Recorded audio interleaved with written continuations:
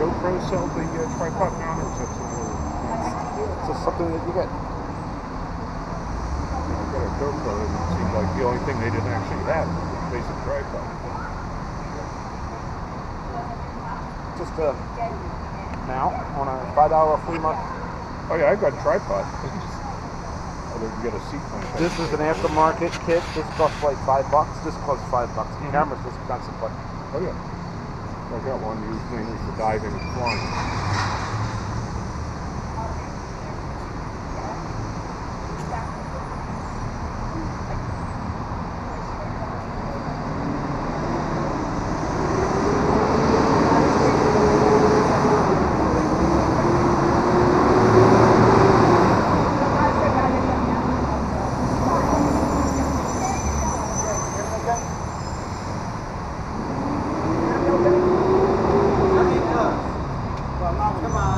Trash truck pass. That's like the worst thing that could be driving past. Oh, you guys, trackers. Facebook Live this thing. Oh, look it up. We got posters. Oh, yeah. Do you not have a microphone? You don't have any sound system? There you go, Mike. Now we're getting it going. Here comes Bender. Now we got big guns. Bender's here. And the tiny guns. He's looking stressed out. Do we not have a sound system for this guy? What's wrong with you, Boston? Yes, I got it. I brought my sound system from home.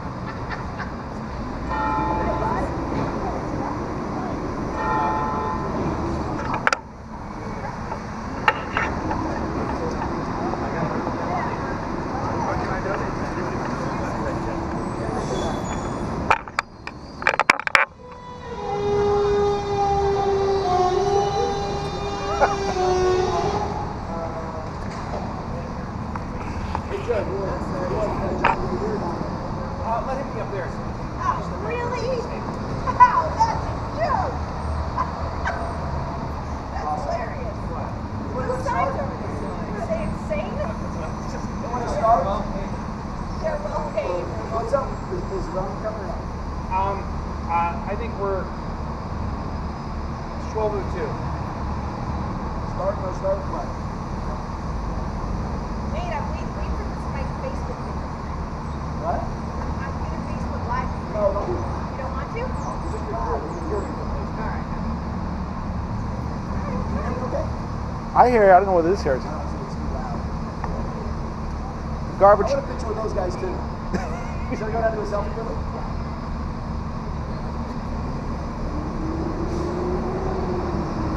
Hey, you go down to a selfie with those guys. Yeah. Totally focused. You guys good? Yeah. So ready to start. Come on, minions. Go ahead. Well, hopefully, thanks for everybody for coming. I'm gonna make a statement here and then open up for questions for some of the reporters that we have here. Recently, it's come to my attention that my opponent, Ryan Costello, who is attorneys, is using threats and intimidation to silence his own constituents. This behavior on the part of Mr. Costello is completely unacceptable. Last week, Mr. Costello's attorneys sent cease and desist letters, complete with threats of lawsuits, to multiple members of his community. There's one right there, including members of the Chester County Democratic Committee and private individuals who are not affiliated with my campaign or any political organization. Mr. Costello's threats were in response to a website, www.costellopaytoplay.com, that was launched by the Chester County Democratic Committee, questioning Ryan Costello's relationship with Richard Ireland, who was recently federally indicted earlier this year for engineering a large pay-to-play scheme at the Pennsylvania Treasury involving two former PA treasurers. The website does not accuse my opponent of a crime, but it does present over 150 pages publicly available of documents detailing Mr. Costello's possibly inappropriate relationship with Richard Ireland, including $111,000 in contributions from Richard Ireland and his associates to the Republican Committee of Chester County, which appears to have directly benefited Mr. Costello's political career, as well as $17,000 in donations attributed directly to Mr. Costello's federal committee, Costello for Congress. During the time these donations were made, Ryan was a county commissioner, and companies associated with Richard Ireland were managing public funds on behalf of Chester County. These activities mirror closely and are contemporaneous to the events that are the subject of Richard Ireland's federal indictment. I'm not accusing my opponent of a crime. It's not for me or Chester County Democratic Committee to make that determination, and I leave that up to investigators and prosecutors, although I do call for a full investigation. I also encourage voters to visit CostelloPayToPlay.com to review the evidence and decide for yourselves if Mr. Costello had an inappropriate relationship with Mr. Ireland. I call on my opponent also to address the serious questions and allegations raised by the apparent relationship between he and Mr. Ireland, and stop hiding behind his attorneys and threatening his own constituents. While Mr. Costello's attorneys have been busy intimidating residents of the 6th District for exercising the First Amendment right to free speech, his campaign has been hard at work avoiding the substantive debate on important issues we face, choosing instead to focus hundreds of thousands of dollars on personal and misleading attacks on me in an attempt to impugn my character and my reputation. Television ads, mass mailings, paid for and approved by my opponent, have alleged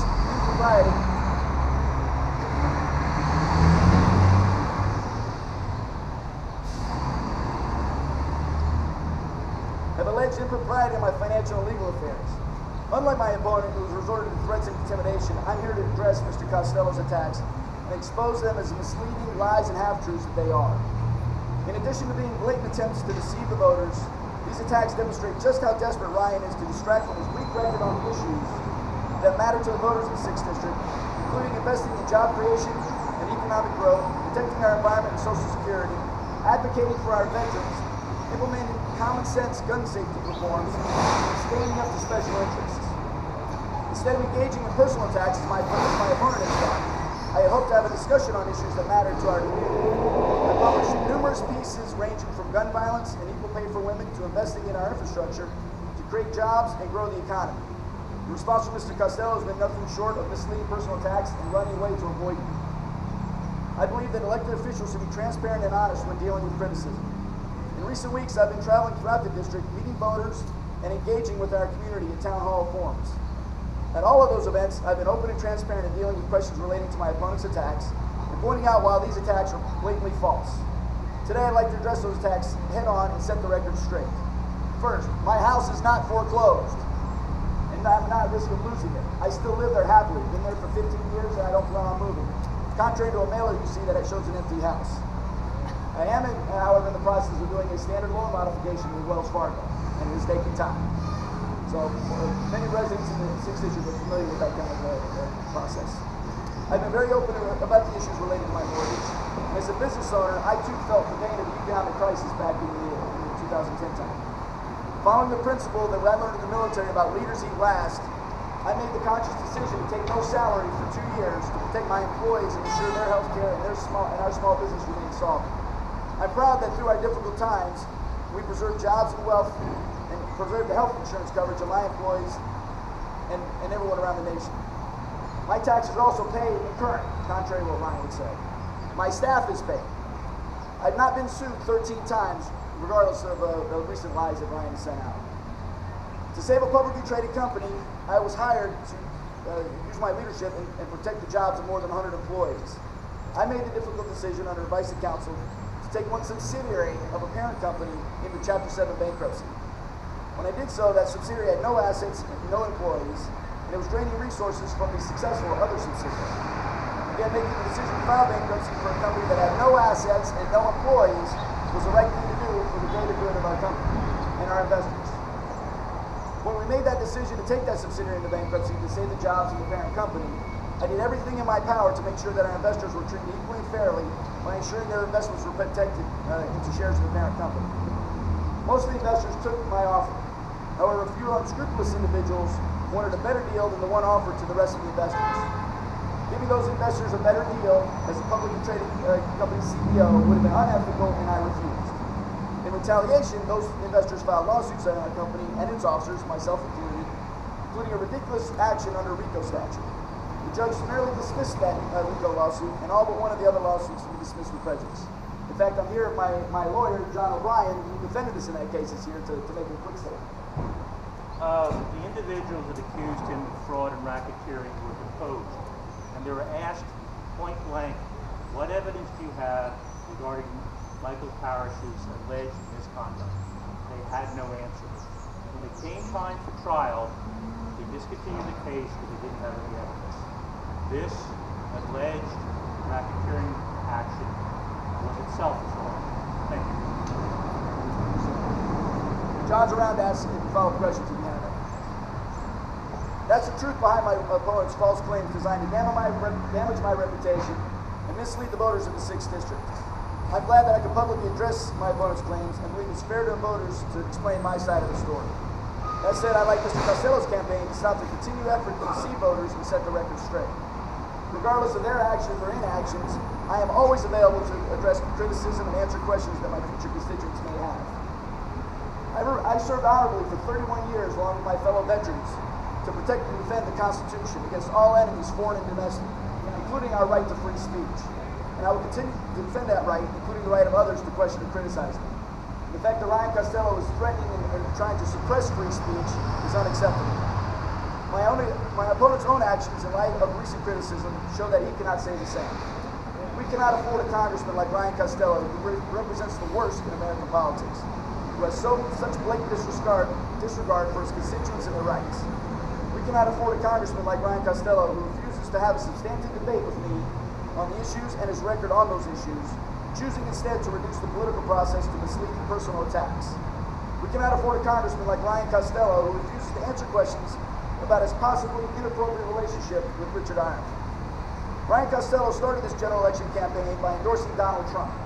In his time since, Ryan Costello has tolerated Mr. Trump's outlandish disrespect for women and adopted a cowardly approach to criticizing Mr. Trump's individual statements without disavowing those issues, like hatred, bigotry, and lack of substance on the important issues we face that lie at the heart of his failing campaign. Today, Mr. Costello has failed to revoke his endorsement of Donald Trump, which should be troubling to our entire community. With his behavior, from the appearance of being involved in a possible pay-to-play scheme, to focusing his campaign on petty personal attacks on me, instead of talking about the issues, to using threats and intimidation to silence free speech of our constituents, my opponent has demonstrated that he doesn't just support Donald Trump, he behaves exactly like Donald Trump.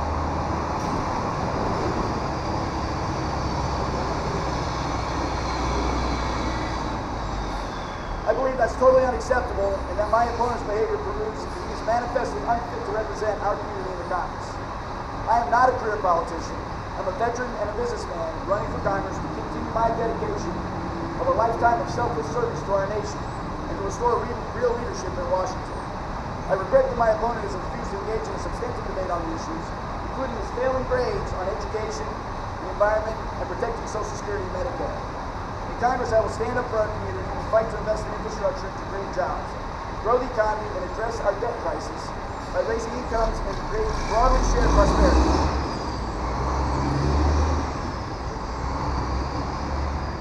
I will lead the fight to invest in clean and renewable energy to address climate change and protect the environment while creating even more jobs.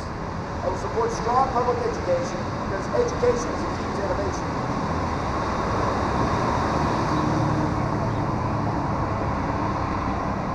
I'll say that again. I will fight to invest in clean and renewable energy to address climate change and to protect the environment while creating even more jobs. I will support strong public education because education is a key to innovation, which will build the brighter future we all deserve. I will stand with my fellow veterans to make sure that they receive the benefits that they have earned. And I will do the same thing for seniors by working to strengthen and preserve Social Security and Medicare. These are my priorities, and these are the priorities of our community. On Tuesday, I ask for your vote so we can return real leadership to Congress and give our community the representation it deserves. And I'm here, and I'm available for anyone to ask me questions, unlike Mr. Costello, who's hiding in his office and refuses to come out. What are your questions? The answer. All right. Well, I'll be available down here if you want to ask any questions or other stuff. Thank you very much for coming, and we have 5 days left.